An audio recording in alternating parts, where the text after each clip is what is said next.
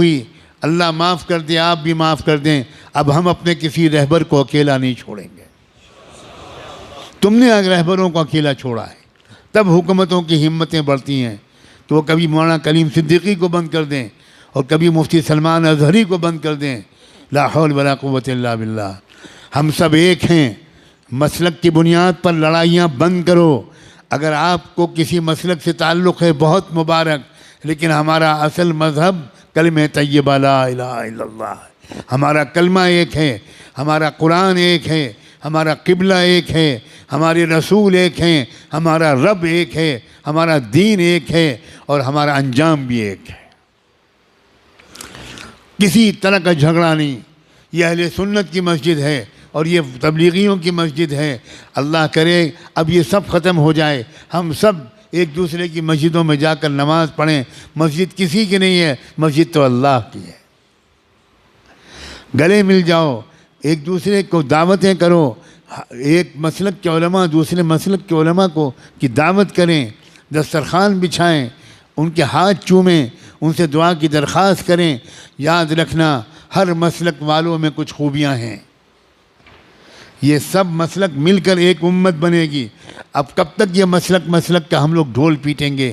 اب بن جاؤ ایک امت، اس لیے کہ دشمن ایک امت بن گیا۔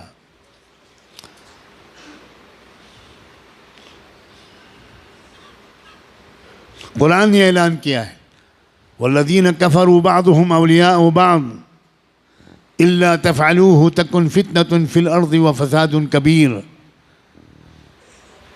کفر کی طاقتیں ایک امت بن گئیں، ایک قوم بن گئیں، ایک جماعت بن گئیں، ایک سنگٹھن بن گئیں، ایک تحریک بن گئیں۔ آپس کے اختلافات انہوں نے ختم کر کے ایک ہو گئے وہ تمہارے خلاف۔ الا تفعلوه تکن فتنة فی الارض وفساد کبیر۔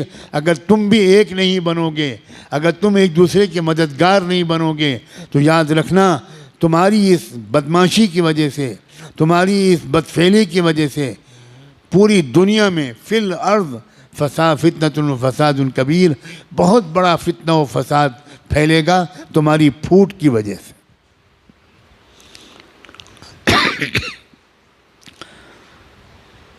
اب تو نہ مدرسے چھوڑے جا رہے ہیں، نہ درگاہیں چھوڑی جا رہی ہیں، مدرسوں پر بھی بلڈوزر چل رہے ہیں، مسجدوں پر بھی بلڈوزر چل رہے ہیں، اور درگاہوں پر بھی، مزاروں پر بھی بلڈوزر چل رہے ہیں۔ واہ واہ واہ واہ۔ اب بھی امت ایک نہیں ہوگی، اب بھی درگاہیں اور مزاریں والے الگ رہیں گے اور مدرسے والے الگ رہیں گے۔ اب تو بھائی خدا کے لیے اب تو ایک ہو جاؤ، ایک ہو کر مضبوطی کے ساتھ ایک طاقت بنو، اور اس بات کی عادت ڈالو کہ جب یہ میرے جیسا کوئی کہنے والا یہ بات کہے تو جس مجمع کے سامنے کہے اس مجمع میں سے کم 50% لوگ وہ باقاعدہ اپنے علاقے کے ذمہ داروں کے ساتھ آئیں، میرے پاس آئیں، میرے جیسے لوگوں کے پاس آئیں اور تفصیل پوچھیں کہ ہم اپنے ملک کو سنبھالنے کے لیے کیا کریں۔ نوجوانوں آؤ گے یا چوڑیاں پہنا دوں میں تم کو؟ میں چوڑیاں بھیجوں؟ میں سچ کہتا ہوں میرا دل بہت دکھا ہوا ہے، بہت دکھا ہوا ہے۔ او مال والوں، اپنے مال کو شادیوں میں خرچ کرتے رہو گے؟ بتاؤ، جواب دو، شادیوں میں خرچ کرو گے یا قوم کی حفاظت کے لیے خرچ کرو گے؟